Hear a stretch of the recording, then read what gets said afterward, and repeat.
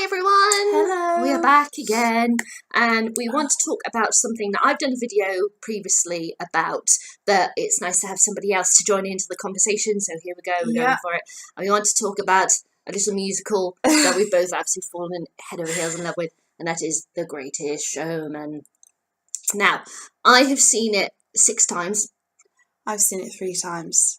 So, all I can say is shame on the Academy. Yeah. Because that should have got so much more recognition than it did.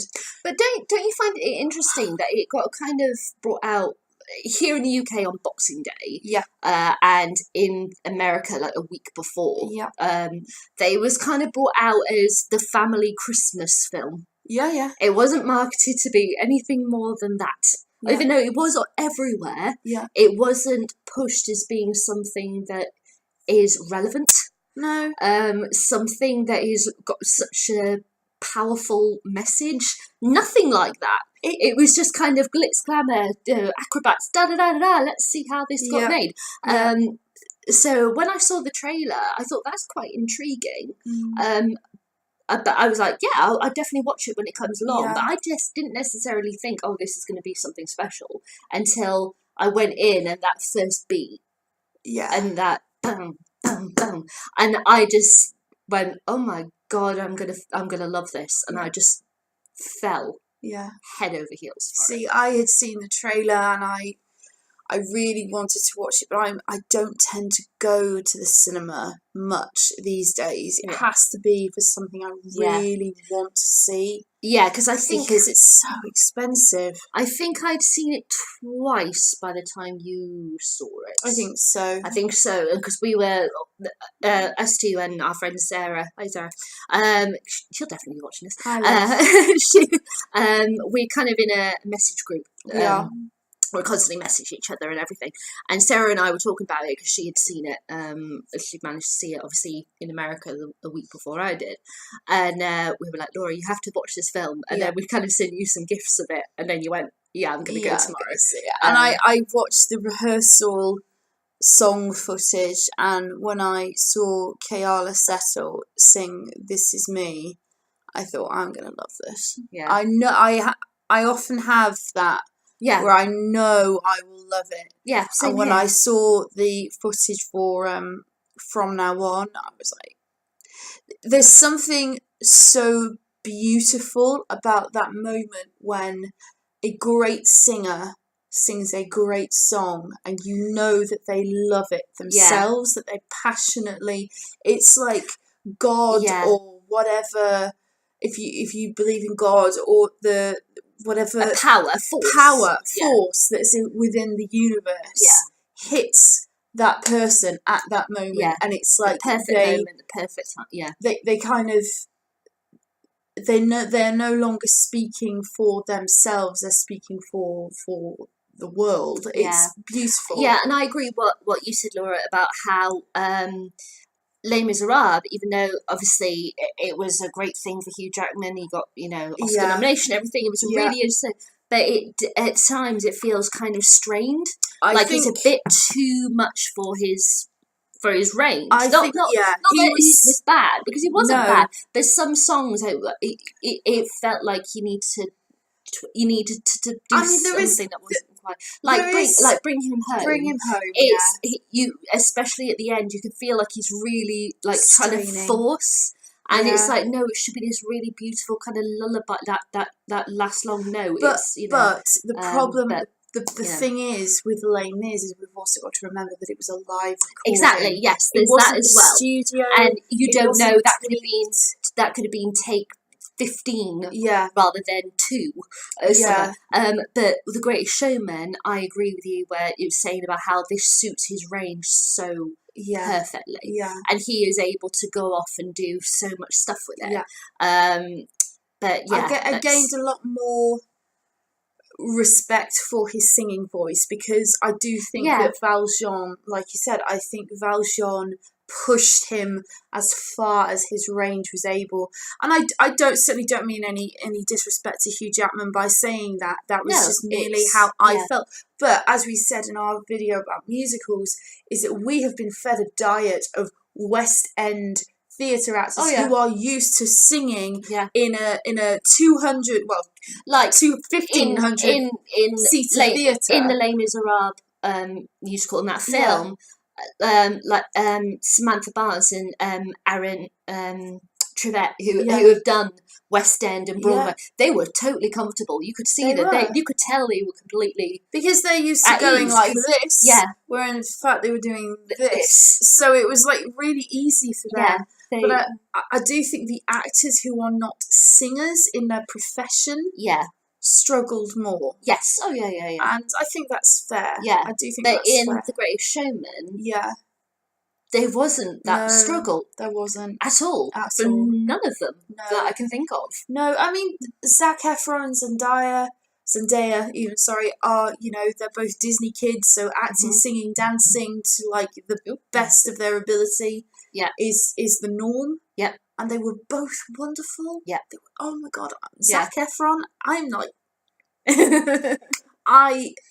I did some research after, because the High School Musical thing passed me way by. I was way too old. It was. I was 23 when High School Musical came out, so I was like. I mean, I've seen all three of them, and they're what they are. They're just little Disney films. His voice though has matured so beautifully. Yeah, it's quite a contrast though, because the first one isn't his singing voice; it's somebody else who's miming it. Yeah. But you can tell. So when you get to the second one, it feels more natural. Yeah. Because it's like, that is his actual voice.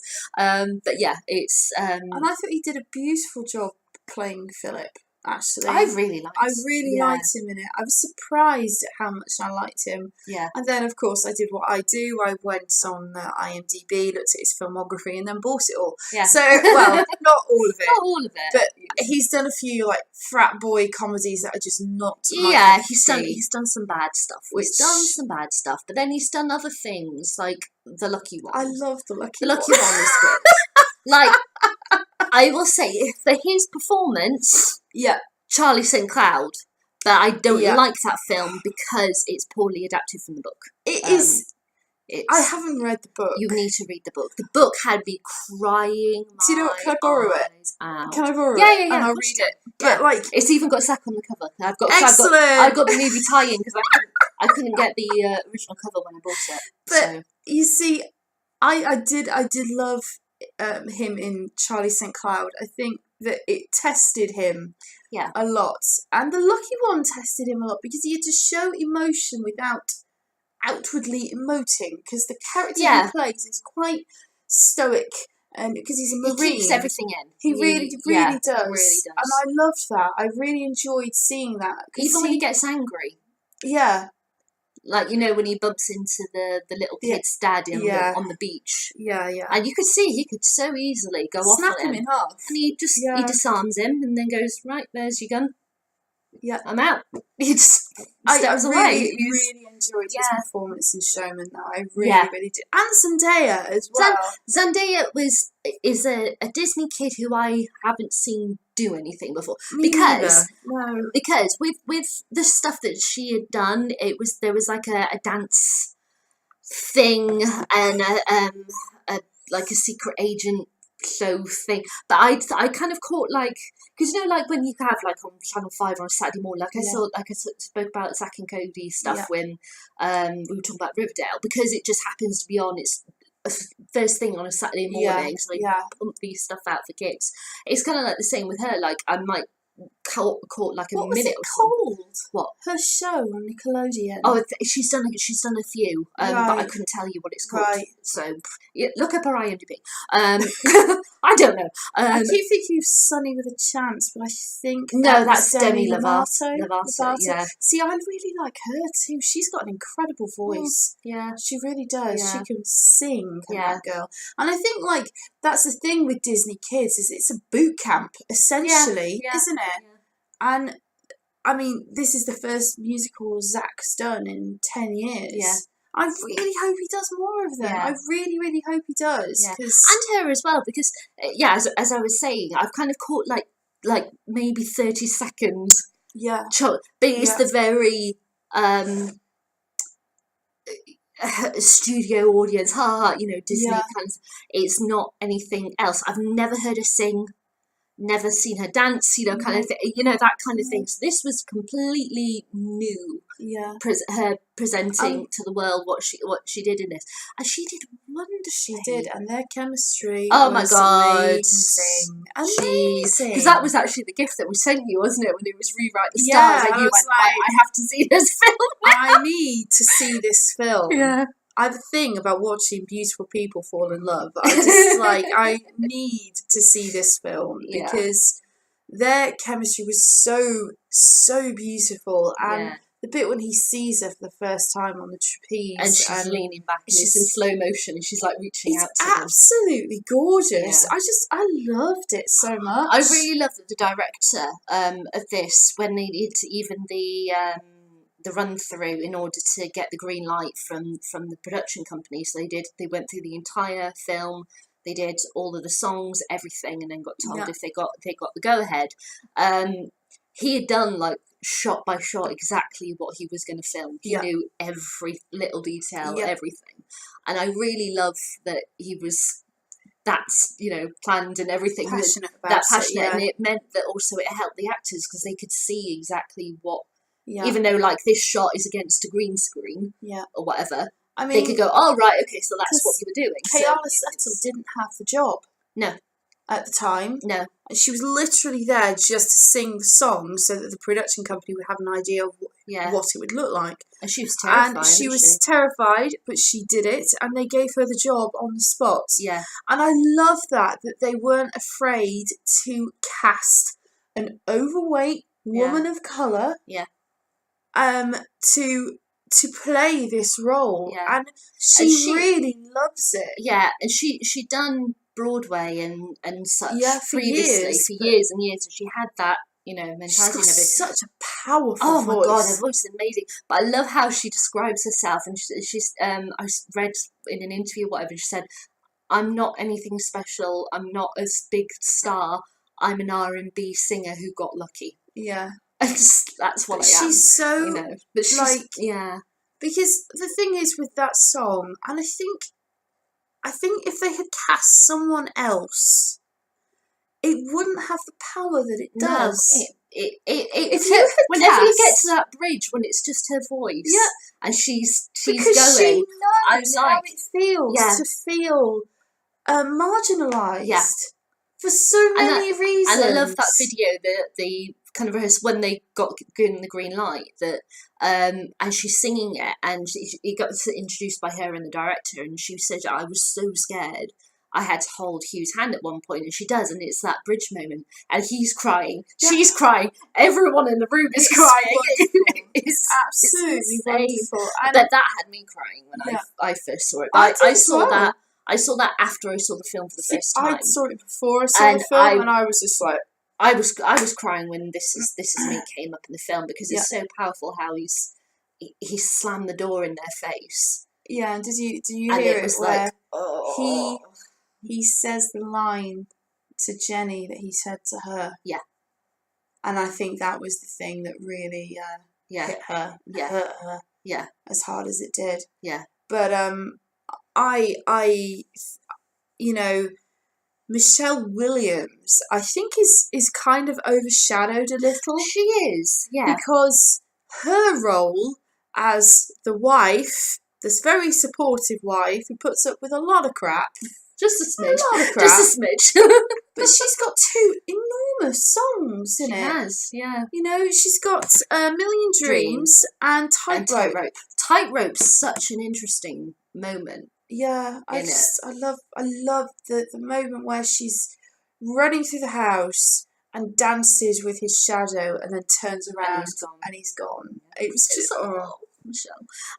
But I think it's so funny because when I was reading Jane Eyre, I happened to be listening to this, and Tightrope came on, and I sent you a message going, "Oh my god, this is Mr. Rochester all over it. It's ridiculous how with you're willing to do for somebody, Yeah. and how it's so relatable, and how it relates to modern day, how it related to Jane Eyre, how it related to the time that this was set in, and what was going. It's so insane how relatable this score. It's all down to the geniuses that are Benj Pasek and Justin Paul. They are just amazing. I have to say, if you are having a bad day and you need music to heal your soul, this is the stuff. This is the good shit. Because, right. Should we go through all the songs? Right. The Greatest Show. I love that. I love that so much. There is nothing on earth I love more than hearing Zac Efron pick up the bridge and just run with it. I just love it so much. I like also because in the film, the first half of the song is what begins it, and the second half what ends it, and they've brought the two together for the soundtrack. It's perfect. But I love that. But then when I get to the end of the soundtrack, I'm like, okay, I want to hear the Greatest Show. Like, oh no, it's at the beginning, so I have to go back to the beginning of the album on the list. So, but that's the only thing that irks me. I wish they had it again at the end. That's just me. That's how I feel. But I absolutely love that, and the power of it. And I love the lyrics. It's like, it's everything you've ever wanted. It's everything you'll ever need. And it's standing right in front of you. This is who you want to be. It's the power of it, and things where he's saying, ladies and gentlemen, this is the moment you've been waiting for. Wow.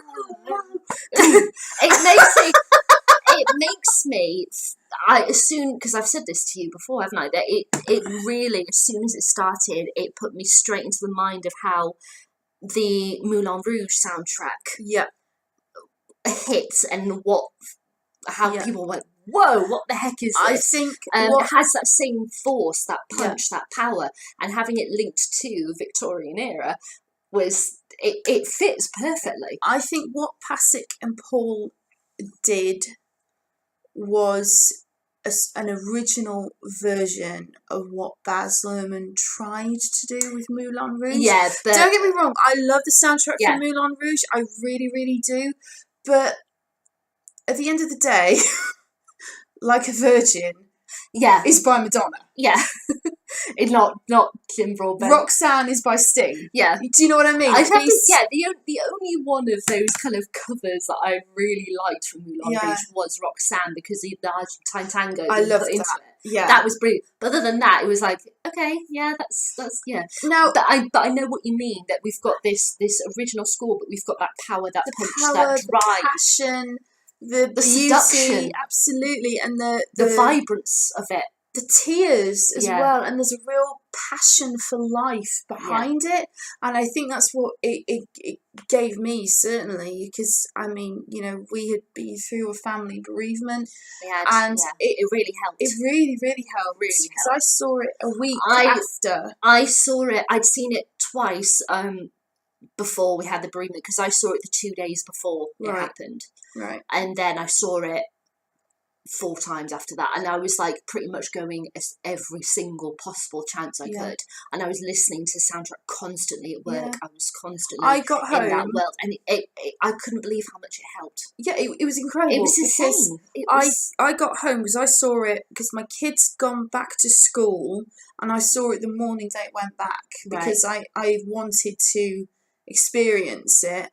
And I was one of about 3 people in the theatre. If you ever get the chance to go to the cinema at 10 a.m, do so. It's fantastic. I know, it's wonderful. It's brilliant, because there's no one there. Except on a Saturday when you're at the kids' club, if you're going to the kids' film, because you cannot breathe for the amount of people.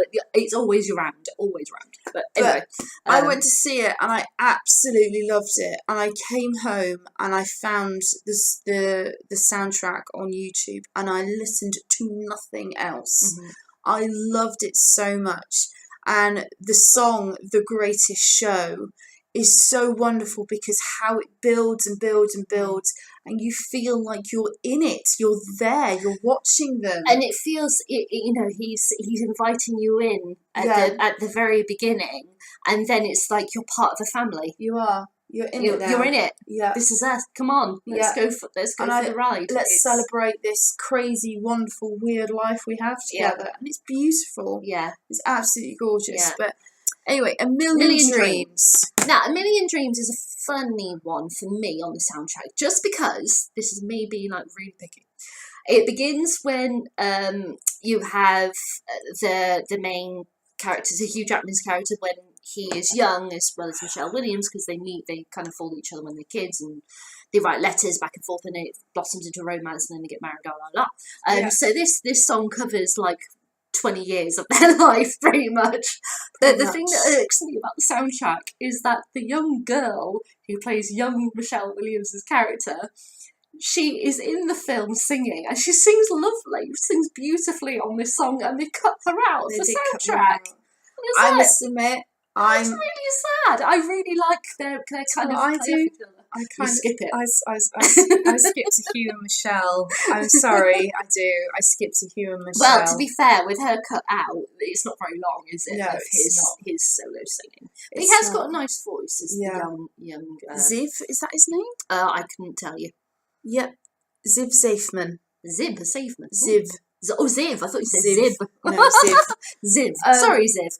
But no, he's a lovely voice, and no doubt that will mature to a lovely tenor at some point when he's older. But for me, my favourite part of A Million Dreams, the visual of it, is when they've grown up and they're dancing on the roof. Yeah.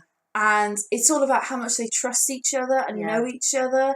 And I love that. The style of it is out of like a Gene Kelly, it's beautiful. A Fred Astaire, Ginger Rogers, any kind of that kind of film. And the bit I adore the shot where it's overhead, and he kind of flings her in a circle up into the air, and it's over the very edge of the building. It's like at any second you could fall, but no, she trusts him, and she trusts him enough to think he'll catch her. Yeah, I love that too, and I love it when they're running in between the sheets. Yeah, and it's just so gorgeous and beautiful. And like you said, very reminiscent of Gene Kelly and Ginger Rogers and all of that dancing. That is them. You can see it is them. Well, it's I must admit, a couple of times I was like, "Is that them?" The only time, because I've seen the behind the scenes stuff with them, obviously doing it without the effects and everything, and it is them. The only time I think it's not possibly her is that there's a bit where she sort of spins in a circle when they're on the rooftop, like. Whip flash as fast as she can, and she goes off in a few seconds across a load of sheets and that. And I'm thinking that takes a professional spinner, I think, to do that.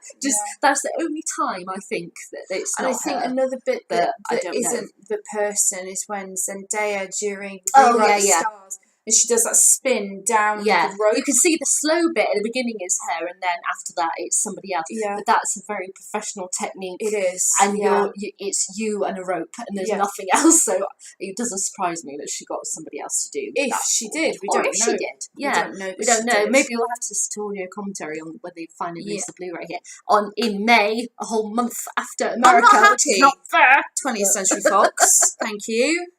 I'm like. America got it a week early. Why didn't they get it? It's only March. It's only the beginning of March. I know. We'll make it through. We'll make it through. Come on, let's carry on with anyway, A Million Dreams reprise. Oh, that's with the little kids, because that skip. I listen to it when it pops up, but it's one of those things where it's about 30 seconds and it's just the little girls singing, and that triggers him to have his idea.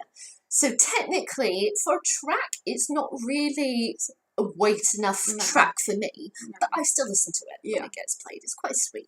Yeah. It is. Yeah. It is. Come Alive. Come Alive. Now, Come Alive, I have a weird thing for.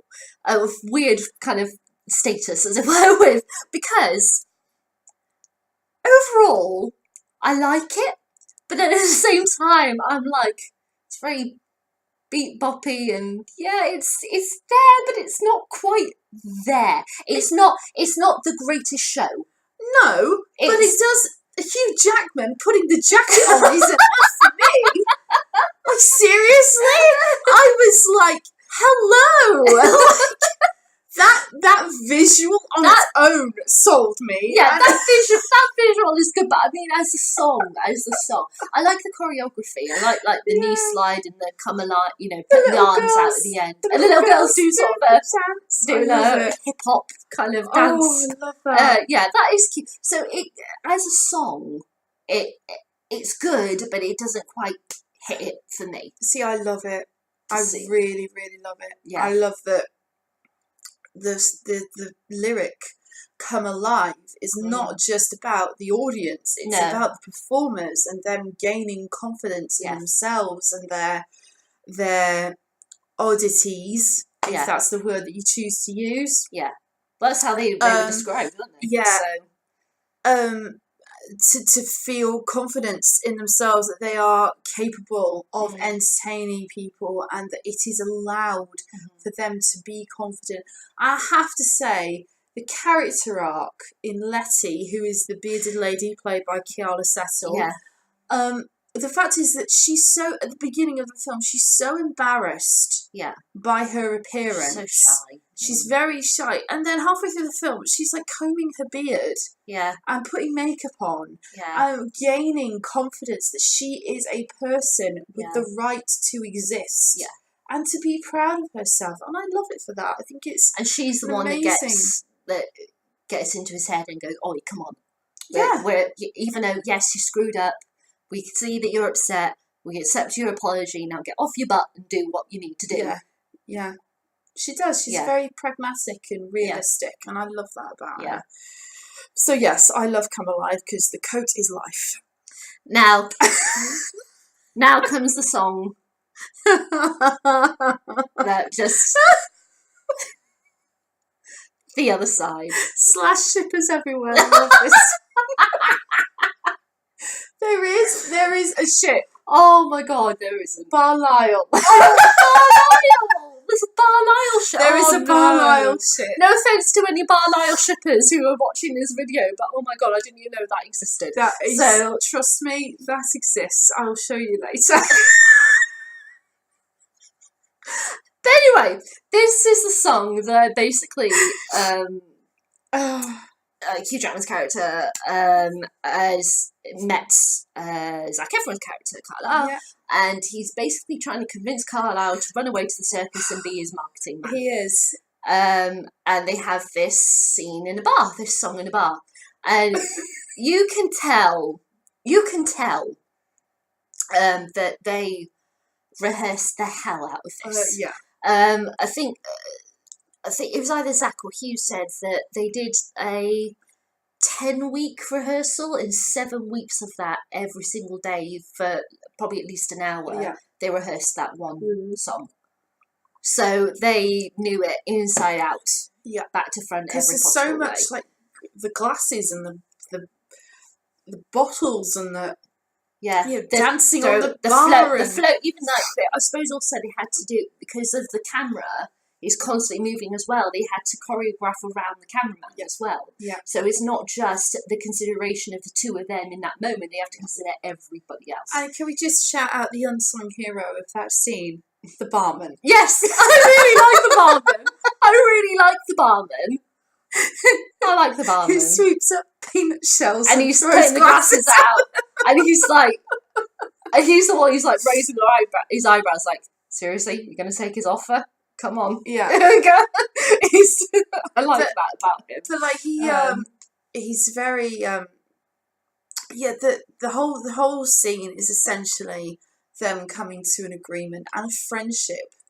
In the end. And I just love their harmonies. And with this as well, it's kind of a real character development point for Carlisle, because when you see him at the theatre and everything and how he's introduced, he's constantly drinking. He is constantly drinking. He's drinking to get drunk, not to numb his pain. Just because he's lost. He's lost. And then from that point on, we only see him drink once, and that's one sip of champagne because he's with the Queen. Other than that, he doesn't drink, because his life has moved on from that. And this is the last time we see him properly drink. And it's it's an interesting moment, and it's got my favourite shot of the entire film, and it's where they sing the line, to the other side, basically, and they both put on their hats, their funny fit, and the camera is like above them, and then it comes down and you see the circus behind them, and suddenly they're not in the bar of the circus, and the lights go on, and they're, you know, Zac Efron's bashing into everyone and going flying and being flipped all over the place, and then suddenly he's dancing away on the staircase. It's wonderful. So good. It's wonderful. It's a real character development song for him. Yeah. It's as well as developing their friendship and you know and everything. Yeah. But we love it, and it ends with him singing the wonderful, the beautiful Zendaya, who plays Anne. Anne. What's her name? Wheeler? No. I can't think what her name is. Annie Wheeler. Wheeler. It is Wheeler. I was thinking Wheaton for some reason. No. So I don't know why. Yeah, Wheeler. You're right. Yeah, Wheeler. Because their ship name is Carl Wheeler. Oh right, Carl Wheeler. Carl Wheeler. Yeah, and I not can. Not can. No. Ship. I will ship that. Because they are wonderful together. They are wonderful. Their chemistry is amazing. Do you know what I love about their romance and the difficulties they have? Nobody says what it is, but everybody knows what it is. You know, the problem. Yeah. Between them. Yeah. And that gets very much displayed during the next song. Yeah. When they are at the theatre to see the Jenny Lynn, who's the new act, as it were, for higher end audiences, shall we say, that he wants to attract. He wants legitimacy rather than just be known for oddities. Yeah. So he's, just as he did in real life, he got this opera singer to go on tour and perform, and he would have, you know, a certain percentage of the tour profits and that. And there is this absolutely beautiful song called Never Enough, in which he performs, and during that, Carlisle and Anne hold hands, and then a white couple see them. His parents. They're his parents. Oh, it is his parents. Yeah. I couldn't think then if it was. And he lets go of her hand. It's like a total betrayal. Yeah. It is. And she walks away from him. What I love about their performance is there's all these like little moments, like when their fingers touch, and she takes in this sudden gasp of breath, and then when he lets go and she walks away, he's just staring at the stage, but you can tell he knows he's messed up, and how deeply he regrets letting her go, and that becomes a real moment, because when This Is Me is being performed, and she does that thing where she stamps her feet and she glares at him, and she's like, "This is me. I make no apologies. This is me." And it's like she's like, basically, if you don't love this, fuck you. Yeah. You know. Yeah, it is. And it is, and it's so. Oh, God, it's so good. It's so good. Let's talk about Never Enough. Yes. Because Never Enough is one of my absolute favourites because the song is beautiful. It is. And it's performed by stunningly. Lauren Allred. Yeah. Now, Rebecca Ferguson plays Jenny Lynn in the film, but she didn't perform the song, but she mimes it, obviously. I have to say, I kind of feel the same as you have said before, Laura, that at first, because I knew it was somebody else singing it, it felt weird. It felt disconnected for me. But then as I've watched it over and over again in the cinema, and obviously there's the YouTube video that they've put, actually 20th Century Fox, or the Maker CD, have done full video footage from the film and put lyrics on screen. As I've watched that over and over again, I really like it more. Her performance really stands out. Yeah, it does. It does. It's a beautiful, beautiful song. I don't think the character of Jenny Lind is given enough room. No. Really, or character development. She's just she is there as a complication. And I have to say, I don't like the scene where she throws a hissy fit because he won't kiss her. Yeah, nor do I. It just goes from 0 to 100 far too quickly. Yeah, and it's like, and to say that she, the other scenes in that where she's talking about being, like she was a child out of wedlock and everything, and she wants to have a better life for herself and all that lot, and where she's come from, and it's like, really, you've built up this, this thing about professionalism and about where you want to go and all this lot, and now you're doing that. It kind of feels like, be the strong woman that you want to be. Yeah.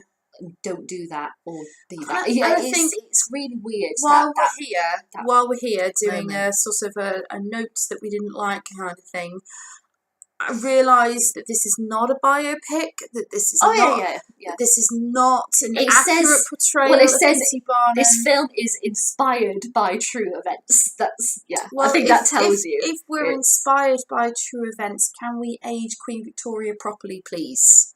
And get an actress who is actually A, British, and B, has an idea of how Queen Victoria would act. Thank you. Yeah, the thing that really irked me was the portrayal of Queen Victoria. Yeah, that is the one thing in this film that every time I've seen it, I've gone, no. Yeah. But it is not a biopic. It is not an accurate portrayal. So if we're I don't know if it's that thing also.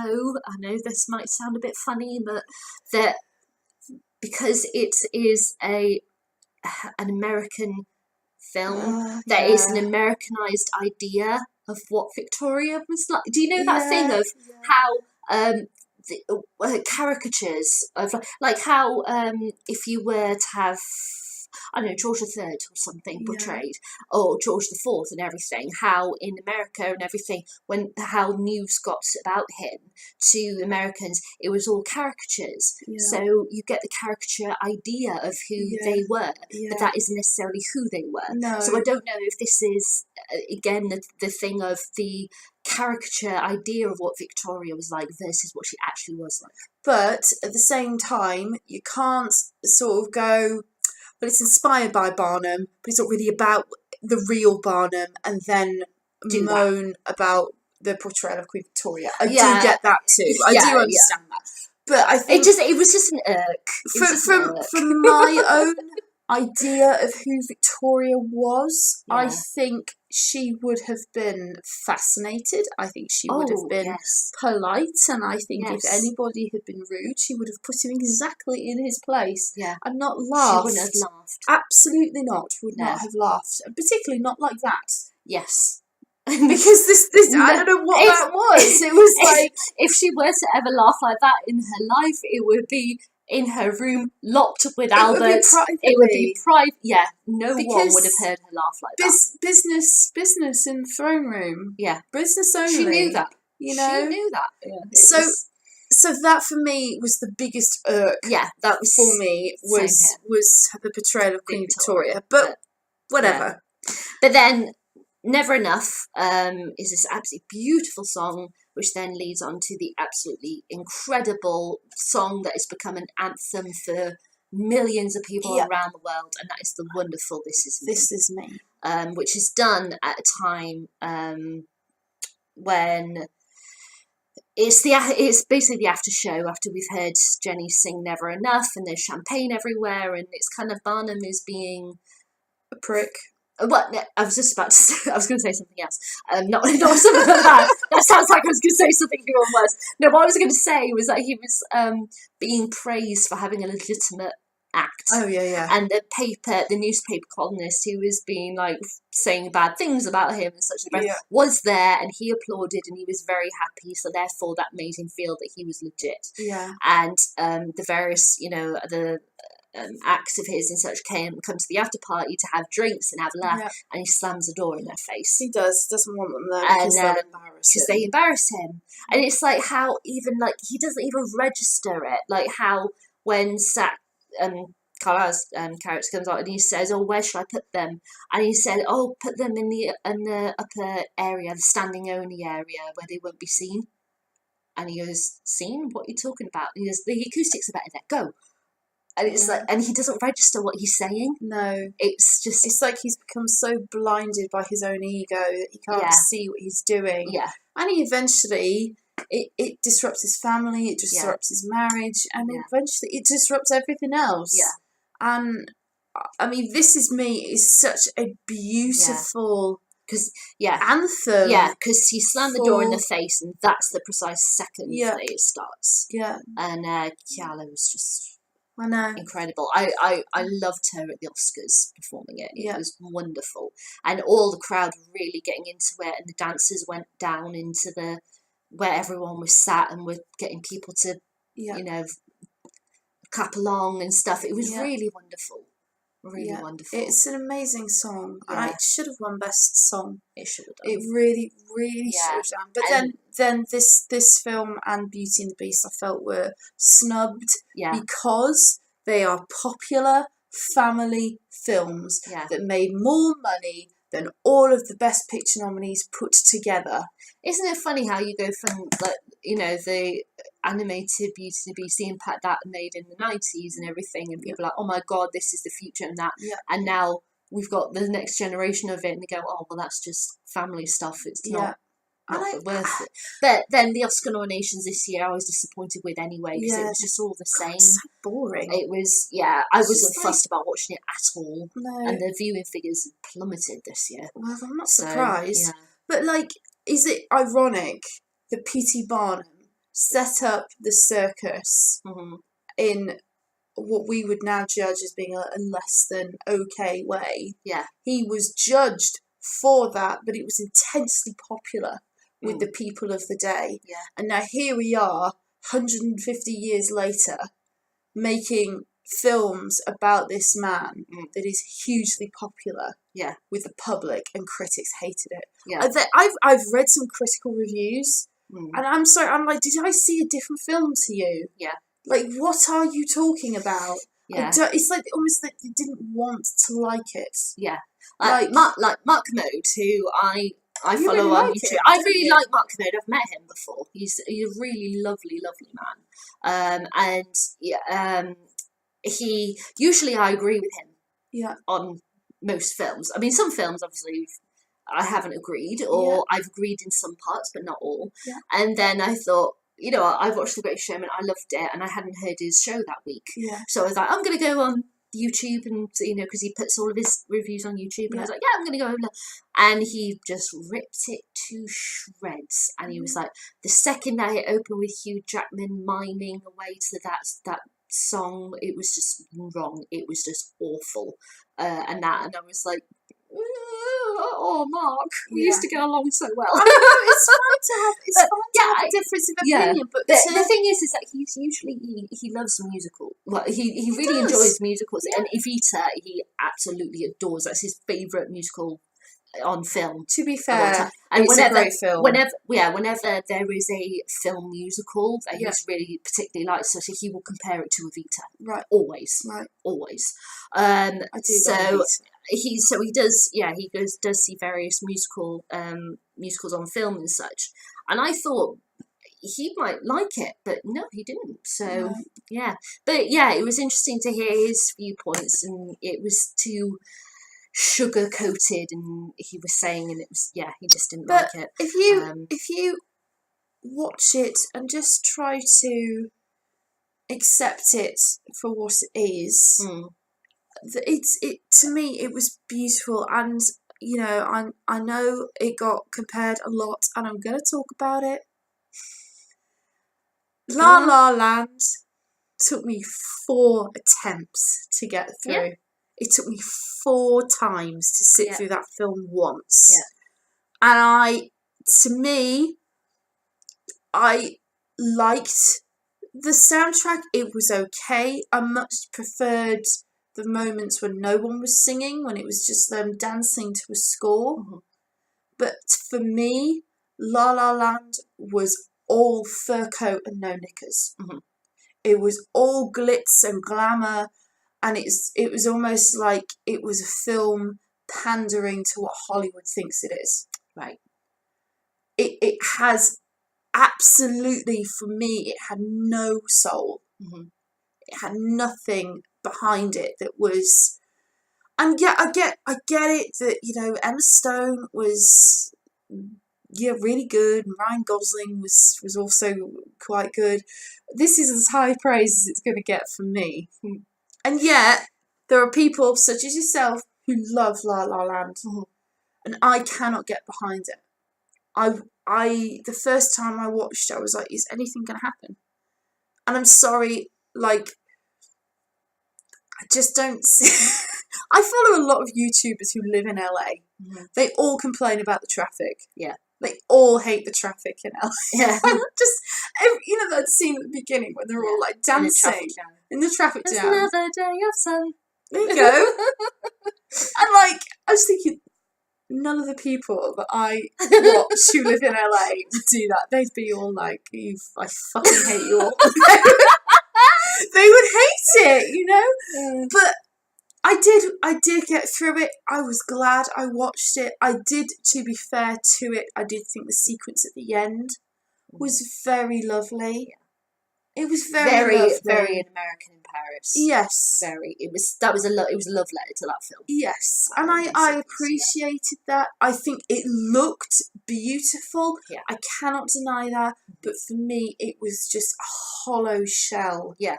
Because for me, people in musicals are not supposed to know they're in musicals. Right, yeah. They knew they were in a musical. Yeah. Do you know what I mean? Yeah. It just did not work for me. So, for me, The Greatest Showman was like everything I love and isn't it about interesting musicals. That the music for both those films were composed and written by the same people? I know. But, you know, this felt what it is. So what much, it is. This felt so homely. Yes. This goes straight to your heart. Absolutely. It's wonderful. Whereas La La Land did not for me. Yeah. So, well, yeah, you know. Right, should we go into the next track, which Rewrite the Stars. So after the whole debacle of holding hands and then not holding hands and everything, Rewrite the Stars comes along. The single best choreographed. That is insane choreography. It's just ridiculous. I love it. Insane choreography. Because I read a post on Tumblr and somebody said it's like it's Philip realising if he wants to be with Anne, he has to go into her world. Yeah. He has to stop trying to get her on the ground and go up and fly. Yeah. Himself. I just love it so much. Yeah. And the chemistry between Zach and Zendaya was just beautiful. It's insane. Crazy. Oh, love it. Yeah. I just love it so much. I need it on Blu-ray. And the lyrics are really beautiful as well, because he's saying, well, us being together is not a bad thing. We can change the rules. We're young. We can do that. Let's do it. And she's going, yeah, you can say that in here, but when you go outside, that's a whole other thing. Yeah. And I can't, it's going to be too hard. I can't let you risk this when I know it's not going to work. Yeah.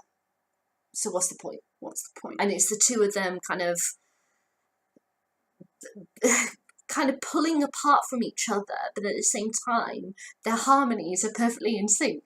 It's just like, oh my god! And there's the now iconic shot of them spinning together. And I love the outtakes, the blooper of when they don't quite make it, they just go right into each other, like, oh, that. That actually really hurt. Yeah. I would have thought my god, I love it so much. It's so iconic now. Yeah. It's just perfection. Isn't it insane that it's been out since Boxing Day and it's still like, I think it's like number 2 or something, or probably, or maybe 3 now because of Black Panther. Do you know how many people have said to me, I know a film that you'll love. Have you seen The Greatest Showman? Yeah. I'm like, yeah, I've been there, done that. It's still the number 1 album. It's still number 1 song on iTunes and everything. Yeah. It's insane. It's perfection. And that was Boxing Day. Yeah. And it's now, what, March the 9th? March the 9th, yeah. That's incredible. Yeah. And it's still in cinemas, still going. Oh, I love it. I might have to watch it again. Yeah, I might have to as well. Right, next song is Tightrope. Tightrope.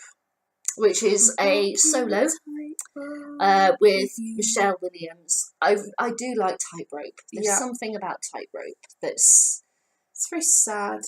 yeah, and it's very complex yet very simple Yeah. at the same time because of the ranges that she Yeah. has to go through with her voice. Yeah.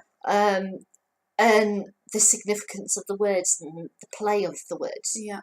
as well. Yeah. I just, yeah, there's something And I love hauntingly beautiful about I it. love how And in you the get her film, loneliness. yeah, how lonely she's rattling around this massive, ornate, elaborate house. And she was perfectly happy Yeah. on a roof with washing. Yeah. You know? And I really felt for her, like there's a shot when her eldest daughter, I think it is, has taken up ballet, and she looks out in the audience and sees that her dad's not there, and she gets upset, but she has to stand there and applaud, and you can see that she's upset as well, but she can't let it show, and it's a beautiful, sad, tragic and moment. it's like she's a single parent. She is, yeah, and it's not fair. Yeah, and she's saying, I don't know if I can do this anymore. Yeah, and well, she says that she will risk all to be with him, to do everything that he wants to do whatever. Yeah. But are you willing to risk everything for me? Yeah. And I don't think you are. Yeah. Yeah, it's. And somebody pointed out actually that Never Enough ends with for me. Yeah. For me. And Tightrope is with you. Yeah. And it's like that's the difference between the two women. Yeah. Is that Jenny wants for herself. Yeah. And Charity wants for them as a couple. Yeah. And as a family. And as a family, yeah. Yeah. Oh, it's lovely. I love it so much. And Michelle Williams is so talented. Michelle Williams really surprised me because I'd never heard her sing before. I knew that she'd done Broadway. I had no idea that she'd done Broadway. I knew that she'd done Broadway, sing. But I thought she just acted. I didn't know that she could sing. Right. Yeah, I hadn't seen her. Heard her sing or seen her dance or anything like that. So but just as with Zendaya, this is an eye opener for me for her talent. It's beautiful, isn't it? Yeah, she's beautiful, and it has that interesting moment of in it where she says, "Will you catch me when I fall?" And she drops a plane. At that same moment, you see Zendaya's character Anne fall from her trip, and she gets caught by everyone else.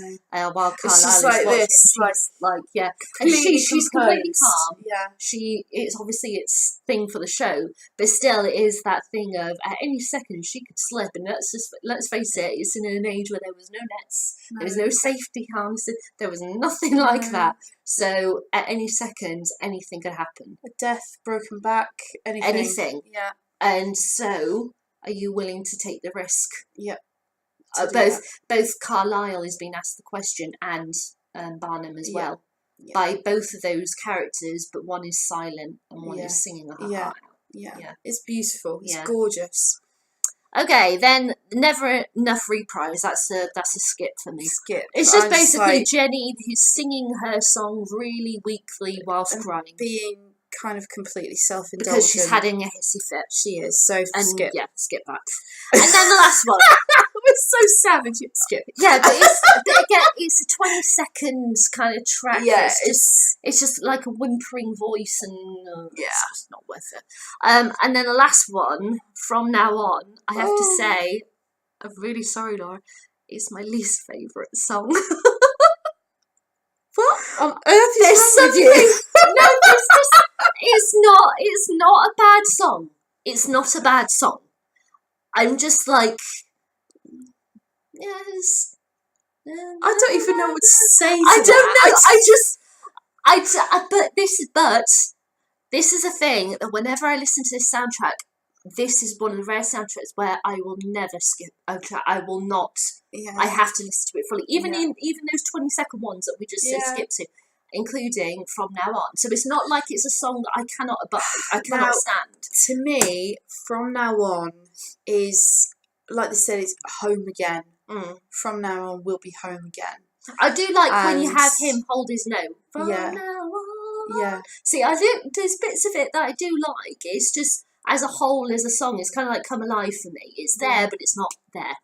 Oh, you know what? For me, it is there and then some. That's like an auditory. I absolutely love that film. Mm-hmm. It is an eargasm. It's an eargasm. It's an eargasm. Good to know. To me, it's just like, wow.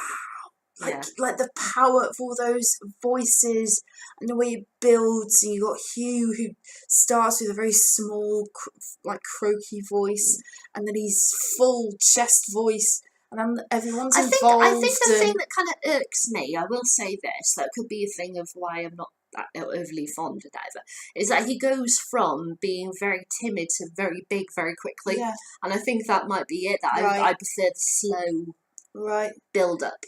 But for me, the moment that always gives me chills in that song is the very end when it's just the three voices. Oh yeah, I adore the three voices at the end. And they just meld together because it's WD, Anne's brother, it's Letty, and one of the other women. Yeah, whose character we never know her name. Yeah. But them voices just meld and harmonise beautifully, and every time I just feel chills run down my spine when I hear that. Yeah. It's beautiful.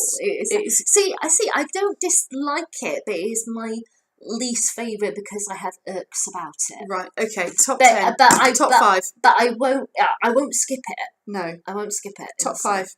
Okay, Never Enough. Are we doing 5 to 1 or 1 to 5? Oh, that's hard. Or just in any order? Any order. Okay. Never Enough. Yeah. This Is Me. Yeah. Rewrite the Stars. Yeah. That would be so hard to put those three in order straight off I know. The Greatest Show. And The Other Side. Right, okay. For me... That was really hard. For me... The Greatest Show... Rewrite the Stars... This Is Me... From Now On... And The Other Side. Ooh, okay. I love Come Alive, but in this instance... Yeah, I was kind of debating Tightrope. Yeah, I know. I could feel that. I was just thinking about Tightrope. But I need Zach. I need Zach. I need Zach. I'm sorry, but I do. If you had a sixth, then Tightrope would be sixth. Yeah. It's just so Zach hard. Zach is so good in it. I'm so proud of him. But for other, apart separate from the music and everything, the cinematography, the costume design is phenomenal. The makeup design. Yeah, absolutely adore the makeup. Like, just everything. It should have got so much more recognition than it did. I'm so disappointed. But say that though, at least it got the recognition of the audience. That's true. And 20th Century Fox have gone, wow, okay, so this is what audience want. Do you reckon that there'll be a Greatest Showman 2? No. Back to the circus. No. Oh my god! I seriously, I would watch like an hour and a half of just Anne and Philip just being domestic, like literally. Wash the windows. Yeah, could you imagine like Philip having a coronary every time that Annie decided that she was going to teach their daughter the trapeze at 5? Installing one of those bars in her home. I don't think there'd be a Greatest Showman 2, but to say that this was something, because it took 7.5 years to make it. Yeah. It was a labour of love. It was a labour of love, and it shows, and like you said, it could transfer to Broadway and West End, because the score is there. The tough bit will be obviously getting it onto the stage because of all of the trapeze stuff and all that, but then modern theatre, there's so much stuff that they do now compared to even like 5 years ago. So because I was talking to Ellie about that, and the incident that happens towards the end, which is quite traumatic. Yes. She was like, well, how would they do that? How could they possibly do that? I said they could do that with lights and sound effects. Yeah. That's if not a problem. If they can get the like Miss Saigon, have a helicopter fly in, pick up a load of people and fly out over the audience's head, they can do that. If they can get the Phantom of the Opera, the chandelier to crash into the stage, They can do that. They can do it. Yeah, there's lots of techniques that they use now in but that in would be amazing. It would be amazing, and I would absolutely go see it. I am so glad that that Benj and Justin, who wrote this, because when they got the job for this, they weren't known at all. They had just gotten the job for La La Land at that point, and then they won the Oscar for that, and then they won the Tony for Dear Evan Hansen, which is amazing. And now they've done this, and it's like, Jesus, what else are they going to go on to do? They are like Roger and Hammerstein. Their lyrics are absolutely astonishing. Yeah.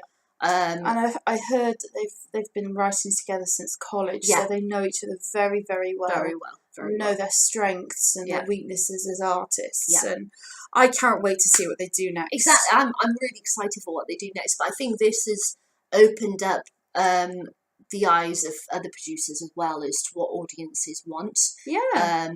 What they appreciate. Yes, they appreciate diversity of stories, of cast, of sound, of you know what, and what I love so much about The Greatest Showman is you know what, it includes every type of person. Yeah. And that's beautiful. Well, there's a really interesting bit where Barnum sat on a side street with the newspaper columnist, the reviewer, who's bad-mouthed him, and then said how praised him for Jenny Lind and that, and he said, you brought together people not afraid to bring together people of all shapes and sizes, colours and everything, and what a person could say is a celebration of mankind. Yeah. And it's true. It's really, really true. And that is what this film is. Yeah. It's a celebration of all of us. It says there's nothing wrong with falling in love with somebody who's different than you. Yeah. There's nothing wrong with being a different, a different height, a different weight, have any kind of condition that you can think of, any kind of disability, ethnicity. There's nothing wrong. You've just got to not be afraid to be who you are, what you are, live your life, and life will come at you. Yeah. You know, and I just think it's beautiful. I'm so glad that message has come across, and so many kids have gone to see this. My niece is a real performer. Mm-hmm. She loves performing, and she has done various performing arts things, and she fell head over heels in love with this show. Yeah, and I think that the message, certainly of This Is Me, has been a massive help to her. Yeah, at the age of 9. That's wonderful. And here I am at 35, and I completely feel the same way. Yeah. Like, so at any age, you can learn this lesson. Yeah. You can be exactly who you are, and you make no apologies. And if it encourages young kids who've seen this film to perhaps go into performing arts, or just have the confidence to do something like, I don't know, if you're really shy, go up to someone and say hello. Yeah. Something like, even little things like that. Well, yeah, you know, I was talking to you about Eleanor Oliphant. And it's about that. It's about having the confidence to talk to a total stranger. Yeah. You know, there's a moment in it where she's judging this man who's wearing trousers without socks and brogues, and she's like, what kind of a man does that? And she has a memory of something not very nice, and she puts her head in her hands like this, and she hears this voice going, "You all right, lass?" Because it's in Scotland, and she looks up and it's the man without the socks. Yeah, and he's the only one. He's the only one acknowledged her, who's acknowledged her and asked her if she's okay. Right. And she feels bad for judging him because of his lack of socks. Yeah.